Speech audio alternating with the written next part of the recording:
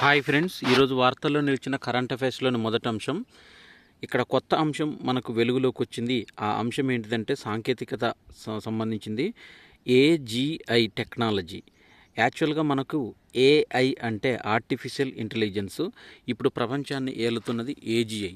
కానీ ఏజీఐ అనేది artificial intelligence అనేది కొన్ని అంశాలకు సమాధానాలు ఇవ్వలేకపోవడం, దాన్ని అనుసరించి ఆ సమస్యను అధిగమించాలని ఏజీఐ టెక్నాలజీని ముందుకు తీసుకొచ్చారు. అది ఆర్టిఫిషియల్ జనరల్ ఇంటెలిజెన్స్. ఈ ఆర్టిఫిషియల్ జనరల్ ఇంటెలిజెన్స్ అనేది మన శారీరక పరిస్థితులు, మానసిక పరిస్థితులను అనుగుణంగా ఆవిష్కరణలో త్వరలో జరగటానికి ఊహాగానాలు శాస్త్రరంగంలో ఊపందుకుంటున్నాయి. కొంతమంది వచ్చే నెలల్లోనే ఆర్టిఫిషియల్ జనరల్ ఇంటెలిజెన్స్ని తీసుకొస్తారని, మరికొంతమంది ఏమో 2030 దాకా పడుతుందని దీనికి సంబంధించి పలు విశ్లేషణలు జరుగుతున్నాయి. మొత్తానికి ఈ ఆర్టిఫిషియల్ జనరల్ ఇంటెలిజెన్స్ అనేది ఇది ఒక సూపర్ కంప్యూటర్. ఈ ఆర్టిఫిషియల్ జనరల్ ఇంటెలిజెన్స్ దిశగా కీలక అడుగులు మన కళ్ళ ముందే ఒక అద్భుతమైన ఆవిష్కారం కాబోతున్నాయి. దీనికోసము ఈ ఆర్టిఫిషియల్ ఇంటెలిజెన్స్ కూటమిలో సింగులారిటీ భాగస్వామి కూడా ఉంటుంది. దీనికి సంబంధించి 2028 కల్లా దీనిని తీసుకురావాలని ఏఐలో అగ్రగామి సంస్థగా పేరొందిన డీప్ మైండ్ వ్యవస్థాపకుడు షేన్ లెగ్ అని చెప్తున్నారు. 2028 కల్లా ఈ ఆర్టిఫిషియల్ జనరల్ ఇంటెలిజెన్స్ అనేది సాధ్యమవుతుందని చెప్తున్నారు. దీనికి అనుగుణంగా ఫేస్బుక్ అధిపతి అయిన మార్క్ జుకర్బర్గ్ కూడా $10 బిలియన్ ఈ ఆర్టిఫిషియల్ జనరల్ ఇంటెలిజెన్స్ కోసం వెచ్చిస్తున్నారు. ప్రస్తుతము ఇది మనిషిలా ఆలోచిస్తుంది, మన అవసరాలను, అలవాట్లను అవగాహన చేసుకుంటుంది. అభిజ్ఞ నైపుణ్యాలు అంటే కాగ్నిటివ్ స్కిల్స్ను, వాటికి తర్కాన్ని జోడించి ఏది మంచో ఏది చెడో కూడా మనకు అందిస్తుంది.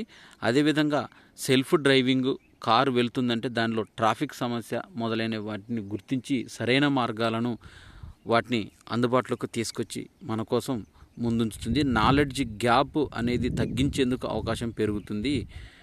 పలు రకాల టెక్నాలజీ అంశాలను దీనికి జోడించాలని చూస్తున్నారు. ఇక తెలంగాణ రాష్ట్ర ప్రభుత్వము ఇటీవల ముఖ్యమంత్రి రేవంత్ రెడ్డి అమెరికా పర్యటన, అదేవిధంగా దక్షిణ కొరియా పర్యటన సందర్భంగా వివిధ కంపెనీలతో కుదుర్చుకున్న ఒప్పందాలను ఇక్కడ చూసినట్టయితే కాగ్నిజెంట్ అనే సంస్థతోని ఐటీ ఆధారిత రంగాలతోని చూసినట్టయితే కాగ్నిజెంట్ సంస్థ 10 లక్షల చదరపడుగుల విస్తీర్ణంలో కొత్త క్యాంపస్ విస్తరణ, చార్లెస్ శ్వాబ్ అనే సంస్థ హైదరాబాదులో జీసీసీ ఏర్పాటు, ఆర్సీసీఎం అనేది సంస్థ హైదరాబాద్లో జీసీసీ విస్తరణ, ట్రెంట్ అనే సంస్థ హైదరాబాద్లో జీసీసీ ఏర్పాటు, ట్రైజన్ అనే సంస్థ హైదరాబాద్లో కొత్త ఏఐ ఇన్నోవేషన్ డెలివరీ కేంద్రాన్ని, జీ స్కాలర్ అనే సంస్థ హైదరాబాద్లో జీసీసీ విస్తరణ. ఇక ఫార్మా, లైఫ్ సైన్సెస్ రంగాలకు సంబంధించి కార్నింగ్ అనే సంస్థ ప్రో కెమిస్ట్రీ హబ్ నైపుణ్యాన్ని ఏర్పాటు చేస్తుంది. వివింట్ ఫార్మా జీనోమ్ వ్యాలీలో తయారీ కేంద్రాన్ని ఏర్పాటు చేస్తుంది. హెచ్సిఏ హైదరాబాద్లో 4 లక్షల చదరపు అడుగుల్లో విస్తరణ చేస్తుంది. జోయిటీస్ అనే సంస్థ హైదరాబాద్లో జీసీసీ విస్తరణ సెప్టెంబర్ 17న కార్యాలయం ప్రారంభిస్తారు. ఆంగెన్ అనే సంస్థ హైదరాబాద్లోని జీసీసీ నూతన పరిశోధన అభివృద్ధి కేంద్రం ఏర్పాటు చేస్తుంది. థర్మఫిషర్ సైంటిఫిక్ ఇది ఇండియా ఇంజనీరింగ్ సెంటర్ విస్తరణ చేస్తుంది. ఇక డేటా కేంద్రాలు ఆరం అనే సంస్థ 100 మెగావాట్ల ఆర్టిఫిషియల్ ఇంటెలిజెన్స్ పవర్ డేటా సెంటర్ను ఏర్పాటు చేస్తుంది. అమెజాన్ ఏడబ్ల్యూఎస్ అనే సంస్థ డేటా కేంద్రాలను విస్తరింపజేస్తుంది. ఈవీ బ్యాటరీలు ఇవి మోనార్క్ ట్రాక్టర్స్ హైదరాబాదులో ఇండియా హెడ్ క్వార్టర్స్ ఏర్పాటు చేస్తుంది. ఎనోవిక్స్ అనే సంస్థ బ్యాటరీ టెక్నాలజీలో పరిశోధన కేంద్రాన్ని ఏర్పాటు చేస్తుంది. ఇతర రంగాలు ప్రోక్టర్ అండ్ గ్యాంబులా అనే సంస్థ ద్రవ డిటర్జెంట్ కర్మాగారాన్ని విస్తరణ కోసం చేస్తుంది. స్వచ్ఛ బయో అనే సంస్థ రోజుకు 250 కిలోలీటర్ల ఉత్పత్తితో బయోఫ్యూయల్ ప్లాంట్ను ఏర్పాటు చేస్తుంది. వాల్షకర్రా హోల్డింగ్స్ అనే సంస్థ వి హబ్లో 5 ఏళ్ల పాటు ఏటా 8 కోట్ల పెట్టుబడి సహాయం చేస్తుంది. ఇక కొరియాతో కుదిరిన ఒప్పందాలు చూసినట్టయితే హ్యుందాయ్ మోటార్స్తో మెటా ఆటోమేటివ్ టెస్ట్ సెంటర్ హైదరాబాద్లో పరిశోధన అభివృద్ధి కేంద్రాన్ని విస్తరిస్తుంది. యంగ్మన్ అనే సంస్థతో హైదరాబాద్లో ఫ్యాషన్ సిటీ ఏర్పాటు చేస్తుంది. కొబిటా అనే సంస్థ కొరియా బ్యూటీ పరిశ్రమతో ఒప్పందం కుదుర్చుకుంది. డాంగ్ బంగ్ ఫార్మా అనేది 200 కోట్లతో ఏపీఐ తయారీ కేంద్రం, జీటెక్ అనే సంస్థ చేగుంటలో 100 కోట్లతో ఎల్ఈడి మెటీరియల్స్ తయారీ కేంద్రం, హైదరాబాద్లో పరిశోధన కేంద్రం, చేవి అనే సంస్థ ఈవీ ఛార్జింగ్ మౌలిక సదుపాయాల ప్లాంట్లను ఏర్పాటు చేస్తుంది. ఇటీవల వీటితో కుదిరిన ఒప్పందాలు. ఇక పాఠశాల విద్యలో ఏటేటా పెరుగుతున్న వ్యయం, విద్యా సామర్థ్యాలలో మాత్రం మార్పు శూన్యంగా కనిపిస్తుంది. 2015-16లో ఒక్కో విద్యార్థి పైన ఖర్చు 33,059 రూపాయలు. ఇటీవల బడ్జెట్ కేటాయింపుల ప్రకారం ఇప్పుడది 95,000 దాటే అవకాశం ఉంది. దీంట్లో చూసినట్టయితే 2023-24 విద్యా సంవత్సరంలో చూసినట్టయితే విద్యాసంస్థ ప్రభుత్వ సంస్థలు 1752 ఉన్నాయి, స్థానిక సంస్థలు 24,335, దీంట్లో కేజీబీవీలు 479, ఆదర్శ పాఠశాలలు 194, జనరల్ గురుకులాలు 35, యూఆర్ఎస్లు 31, మొత్తం 26,826 అనేవి విద్యా సంస్థలు ఉన్నాయి బడులు. ఇక విద్యార్థులు ప్రభుత్వ బడులలో 2,26,889 మంది విద్యార్థులు ఉంటే టీచర్లు 10,253 మంది ఉన్నారు. స్థానిక సంస్థలలో 24,335 స్థానిక సంస్థలు ఉంటే వీటిలో 15,86,850 విద్యార్థులు ఉంటే 93,208 మంది విద్యార్థులు ఉన్నారు. కేజీబీవీలు 479 మంది ఉంటే వీటిలో విద్యార్థులు 1,21,872 విద్యార్థులు ఉంటే 6,575 టీచర్లు ఉన్నారు. ఆదర్శ పాఠశాలల్లో 194 మంది బళ్ళుంటే దీంట్లో 1,17,166 విద్యార్థులు చదువుతున్నారు. దీంట్లో 2,828 మంది టీచర్సు ఉన్నారు. ఇక జనరల్ గురుకులాలలో 35 పాఠశాలలు ఉంటే దీంట్లో 20,312 మంది విద్యార్థులు చదువుతున్నారు. దీంట్లో 366 మంది టీచర్సు పనిచేస్తున్నారు. ఇక యూఆర్ఎస్లో 31 యూఆర్ఎస్లు ఉన్నట్టు సమాచారం. దీంట్లో 2,490 మంది విద్యార్థులు చదువుతుంటే 173 మంది టీచర్స్ ఉన్నారు. ఇక మొత్తంగా రాష్ట్రం మొత్తం బడులు 26,826 బడులు ఉన్నట్టయితే దీంట్లో 20,75,579 మంది విద్యార్థులు విద్యను అభ్యసిస్తున్నారు. దీంట్లో మొత్తము 1,13,403 మంది టీచర్సు పనిచేస్తున్నారు. ఇక పాఠశాల విద్యపై పెట్టిన ఖర్చును చూసినట్టయితే 2019-20లో 9,196 కోట్లు, 2020-21 విద్యా సంవత్సరానికి 8,688 కోట్లు, 2021-22 సంవత్సరానికి 8,999 కోట్లు, 2022-23 వచ్చేలోపు 15,500 కోట్లు, 2023-24కు సంబంధించి 17,000 కోట్లు, 2024-25 విద్యా సంవత్సరానికి 17,942 కోట్లను కేటాయించారు. 15,000 అడుగుల నుంచి పోర్టబుల్ ఆసుపత్రి పారాడ్రాపు, భారత సైన్యం వాయుసేన ఘనత సాధించింది. 15,000 అడుగుల ఎత్తు నుంచి విజయవంతంగా నేలకు దించిన రక్షణ మంత్రిత్వ శాఖ పేర్కొన్నది. ఈ ప్రయోగం విజయవంతమైందంటూ రక్షణ శాఖ ఓ వీడియోను కూడా విడుదల చేసింది. ప్రపంచంలో మొట్టమొదటి పోర్టబుల్ ఆసుపత్రి ఇదే కావడం గమనార్హం. విపత్తుల సమయంలో దెబ్బతిన్న ప్రాంతాల్లోని ప్రజలకు సకాలంలో అత్యవసర సేవలు అందించాలనే ప్రధానమంత్రి నరేంద్ర మోదీ దార్శనికతకు అనుగుణంగా తాజాగా ఈ ఆపరేషన్ నిర్వహించినట్లు రక్షణ శాఖ తెలిపింది. ఇందుకోసం వాయుసేనకు చెందిన C-130J సూపర్ హెర్క్యులస్ రవాణా విమానాన్ని ఉపయోగించారు. ఈ ఆపరేషన్లో పాలు పంచుకుంటున్న సైన్యంలో పారా బ్రిగేడ్ సిబ్బంది అధునాతన డ్రాప్ సాధనాల సాయంతో ఈ పోర్టబుల్ ఆసుపత్రిని నిర్దిష్ట ప్రదేశంలో అత్యంత ఖచ్చితత్వంతో దించగలిగారు. మారుమూల పర్వత ప్రాంతాల్లో ఏవైనా విపత్తులు సంభవించినప్పుడు తక్షణ సహాయ చర్యలు అందించేందుకు ఇది ఎంతో ఉపయోగపడుతుంది. దీని ప్రత్యేకత భీష్మ్ అంటే Bharat health initiative for Sahyog Hita and Maitri. Bhishm abbreviation Bharat health initiative for Sahyog Hita and మైత్రి అనే ప్రాజెక్టులో భాగంగా ఈ ఆరోగ్య మైత్రి హెల్త్ క్యూబ్ను దేశీయంగా అభివృద్ధి చేశారు. ఇందులో మొత్తము 72 క్యూబులు ఉంటాయి. దీని సహాయంతో 200 మందికి ఆరోగ్య సేవలను అందించవచ్చు. ఈ అత్యాధునిక ఆసుపత్రిని అయోధ్యలో రామమందిరము ప్రాణప్రతిష్ఠ కార్యక్రమంలోనూ కూడా ఏర్పాటు చేశారు. దక్షిణార్ధగోళ దేశాల కోసం అంతర్జాతీయ అభివృద్ధి ఒప్పందం అనేది జరిగినట్లు ప్రధాని మోదీ ప్రకటించారు. దీనికి సంబంధించి ఈ సదస్సులో ఆయన ప్రారంభ ముగింపు ఉపన్యాసాలు చేశారు. దక్షిణార్ధగోళ దేశాలలో ఆఫ్రికా, లాటిన్ అమెరికా, కరీబియన్, ఆసియాలో ఇజ్రాయెల్, జపాన్, దక్షిణ కొరియా మినహా ఓషియానియా, ఆస్ట్రేలియాలో న్యూజిలాండ్ లాంటి మినహా దేశాలు ఉంటాయి. ఇందులో చాలా దేశాలు చైనా రుణవలలో పడుతున్నాయని ఆందోళన నేపథ్యంలో ప్రధాని మోదీ ఈ వ్యాఖ్యలు చేశారు. భారత్ విశ్వగురు, టీకాల తయారీ, డిజిటల్ రంగాల్లో కృషి చేస్తుందని బిల్ గేట్స్ తన ప్రసంగంలో ప్రారంభించారు. సాంకేతికత, వ్యవసాయం, వైద్యం తదితర రంగాల్లో భారత్ తీసుకొస్తున్న నూతన ఆవిష్కరణలు ఆ దేశాన్ని ఒక విశ్వగురువుగా నిలబెట్టాయని తెలిపారు. మంకీపాక్స్ ప్రపంచవ్యాప్తంగా ఇప్పుడు ప్రజలను గడగడలాడిస్తున్న ఒక వైరస్కు సంబంధించి ఇది మంకీపాక్స్. దీన్ని ఎంపాక్స్ అని పిలుస్తారు. ఈ ఎంపాక్స్ అనేది ఎక్కడ వచ్చినా కొన్ని రోజులలోనే విస్తరిస్తున్నట్టు, సాధారణంగా కంటికి కనిపించిన ఒక చిన్న వైరస్ ఎక్కడో పుట్టింది, కానీ ఎవరి ఒంట్లోనో ప్రవేశిస్తుంది. అయితే ఆఫ్రికాతో పరిమితం అనుకున్నారు తొలుత. ఎంపాక్స్ అనేది 1958లో కోతుల్లో గుర్తించారు. అది మనుషులకు సోకుతుందని 1970లో బయటపడింది.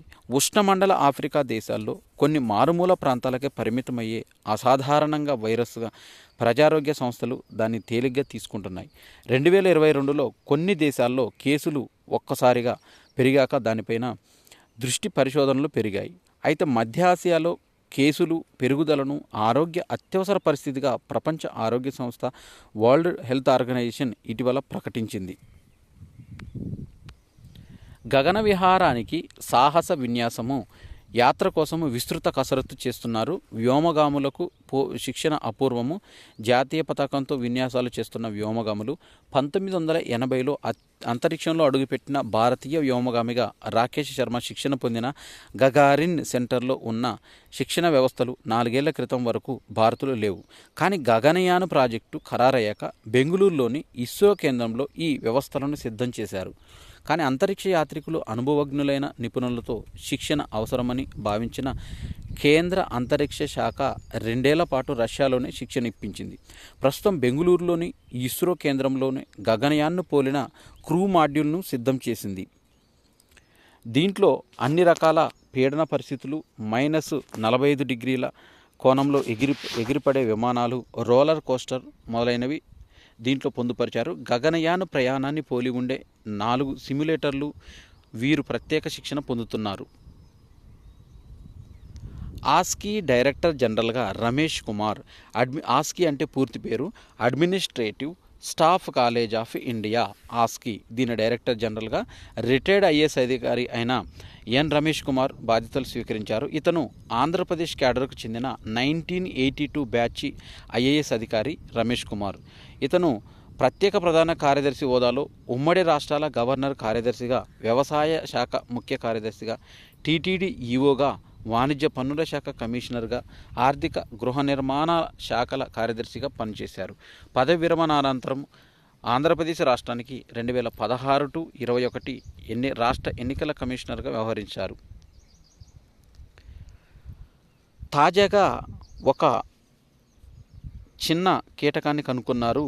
ఇది సీతాకోక చిలుకలాగా రూపాంతరం చెంది ముందు మామిడి ఆకులను తింటుంది. రాజమహేంద్రవరం ప్రభుత్వ కళాశాలకు చెందిన జంతుశాస్త్ర అధ్యాపకుడు కె బాబు తెలిపాడు. దీని శాస్త్రీయ నామము యుథాలియా ఆఖోంటియా గుర్డాబారన్.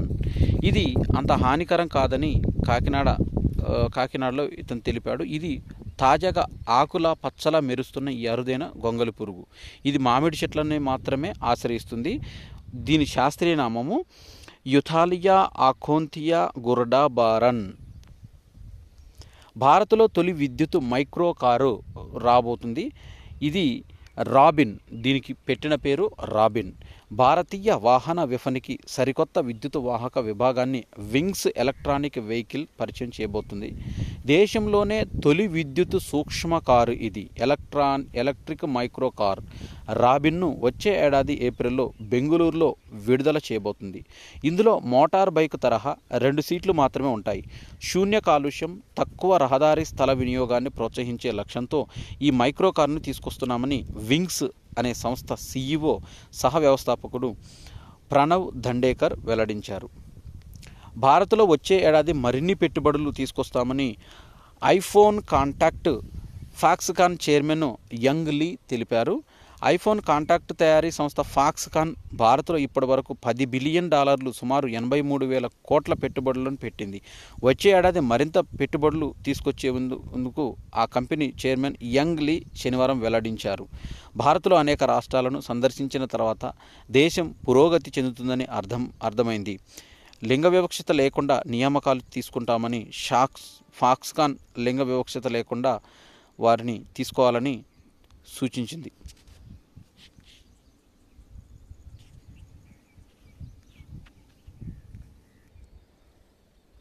ఇక స్పోర్ట్స్కు సంబంధించిన కరెంట్ అఫైర్స్.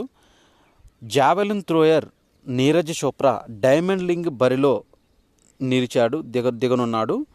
ఈ విషయాన్ని అతడు శనివారం ధృవీకరించాడు. ప్యారిస్ ఒలింపిక్స్లో రజతం గెలిచిన నీరజ్ ప్రస్తుతం గజ్జల్లో గాయంతో ఇబ్బంది పడుతున్నాడు. దీంతో లుసానే డైమండ్స్ లీగ్లో పోటీ పడాలని ఎట్టకేలకు అనుకున్నాడు.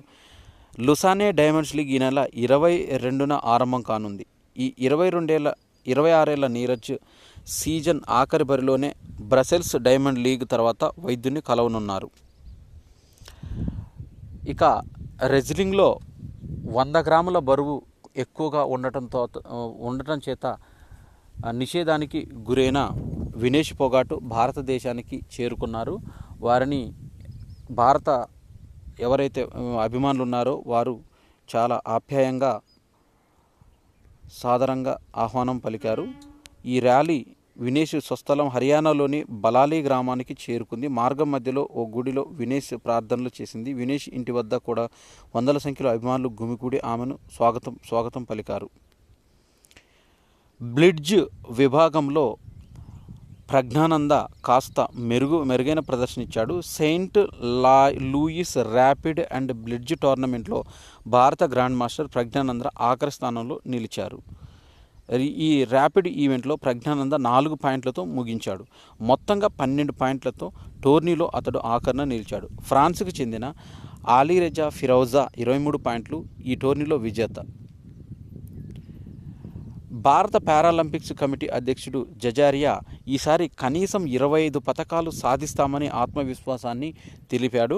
వచ్చే ప్యారిస్ ఒలింపిక్స్లో కనీసం 25 పతకాలు సాధిస్తామని భారత్ ఒలింపిక్ కమిటీ అధ్యక్షుడు దేవేంద్ర జజారియా విశ్వాసం వ్యక్తం చేశాడు. ఆగస్టు 28 నుంచి సెప్టెంబర్ 8 మధ్య జరిగే ఈ పారాలింపిక్స్లో భారత్ నుంచి 84 మంది అథ్లెట్లు 12 క్రీడాంశాలలో పోటీ పడనున్నారు. అయితే ఈ టోక్యోలో స్వర్ణ విజేత ప్రమోద్ భగత్ డోపింగ్ నిబంధనలు ఉల్లంఘించడంతో సస్పెన్షన్ను ఎదుర్కొని ఈ క్రీడలకు దూరమయ్యాడు. ప్రమోద్ భగత్ స్టార్ అథ్లెట్ అనడంలో సందేహం లేదు. కానీ మనకు ఇందులో ఈ కింద తెలిపిన విషయాలను 2 సార్లు పారాలింపిక్స్ జావెలిన్ త్రోలో స్వర్ణ పతక విజేత అయిన జజారియా అన్నాడు.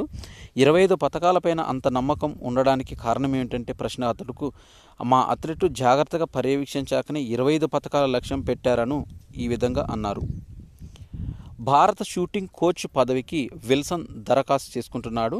దిగ్గజ double trap shooter Peter Wilson Britain ఇతను భారత షూటింగ్ జట్టు కోచ్ పదవిపైన ఆసక్తి ప్రదర్శించాడు. జట్టును 2028 లాస్ ఏంజలెస్ ఒలింపిక్స్ కోసం సన్నద్ధం చేయాలనుకున్నాడు.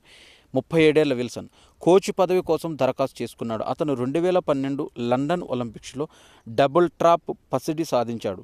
ఒలింపిక్స్ నుంచి డబుల్ ట్రాప్ను తొలగించాక విల్సన్ బ్రిటన్ జట్టుకు ట్రాప్ విభాగంలో శిక్షణ ఇవ్వడం మొదలుపెట్టాడు. అతడి శిష్యుడు నాదన్ ప్యారిస్ ఒలింపిక్స్లో పసిడి పథకం గెలవడం గమనార్హం. కోచ్ పదవి కోసం దరఖాస్తు చేసుకున్నానని భారత రైఫిల్ సంఘం స్పందన కోసం వేచి చూస్తున్నానని విల్సన్ చెప్పాడు. యూత్ ఒలింపిక్స్లోనూ క్రికెట్ను ఇంటర్నేషనల్ ఒలింపిక్స్ కమిటీతో ఐసీసీ సంప్రదింపులు జరిపింది. 2028 లాస్ ఏంజలెస్లో ఒలింపిక్స్లో జెంటిల్మెన్ క్రీడలను చేర్చిన సంగతి తెలిసిందే. అయితే దీంతో పాటు యూత్ ఒలింపిక్స్లోనూ క్రికెట్ను చేర్చే దిశగా అంతర్జాతీయ ఒలింపిక్స్ సంఘం అంతర్జాతీయ క్రికెట్ మండలి సంప్రదింపులు జరుపుతున్నాయి. 2030లో ముంబై వేదికగా యూత్ ఒలింపిక్స్ నిర్వహించడానికి భారత్ బిడ్ వేస్తుందని తెలిపింది. రాష్ట్రంలో యంగ్ ఇండియా స్పోర్ట్స్ యూనివర్సిటీని ఏర్పాటు చేయాలని దాదాపు 200 ఎకరాల్లో స్థాపించనున్న ప్రభుత్వం రాష్ట్రంలో భవిష్యత్తుకు ఒలింపిక్స్ ఛాంపియన్లను సిద్ధం చేసేందుకు యంగ్ ఇండియా స్పోర్ట్స్ యూనివర్సిటీని ఏర్పాటు చేయాలని ప్రభుత్వం నిర్ణయించింది. అంతర్జాతీయ ప్రమాణాలతో నిర్మించనున్న ఫ్యూచర్ సిటీ 4th సిటీలోని స్పోర్ట్స్ హబ్లో దీన్ని ఏర్పాటు చేస్తారు. దాదాపు 200 ఎకరాల్లో స్థాపించనున్న వర్సిటీలో డజనుకు పైగా స్పోర్ట్స్ అకాడమీలు రానున్నాయి. అంతర్జాతీయ స్థాయి మౌలిక సదుపాయాలతో పాటు స్పోర్ట్స్ సైన్సు, మెడిసిన్ సెంటర్లు అందుబాటులో ఉంటాయి. దీనికి అవసరమైన అనుకూలమైన స్థలం హకీంపేటలో స్పోర్ట్స్ స్కూల్, గచ్చిబౌలిలోని స్పోర్ట్స్ కాంప్లెక్స్లను పరిశీలిస్తున్నారు. ఇటీవల దక్షిణ కొరియా పర్యటనకు వెళ్ళినప్పుడు సీఎం రేవంత్ రెడ్డి సియోల్లో కొరియన్ నేషనల్ స్పోర్ట్స్ యూనివర్సిటీని సందర్శించారు. 1976లో ప్రారంభించిన ఈ కొరియన్ నేషనల్ స్పోర్ట్స్ యూనివర్సిటీ ప్రపంచంలోనే ప్రఖ్యాతిగా క్రీడా వర్సిటీగా నిలిచింది. ఇటీవల ప్యారిస్లో జరిగిన ఒలింపిక్స్లో దక్షిణ కొరియా 32 పతకాలు సాధించగా వాటిలో 16 పతకాలు కొరియన్ యూనివర్సిటీ క్రీడాకారులే తెచ్చారు.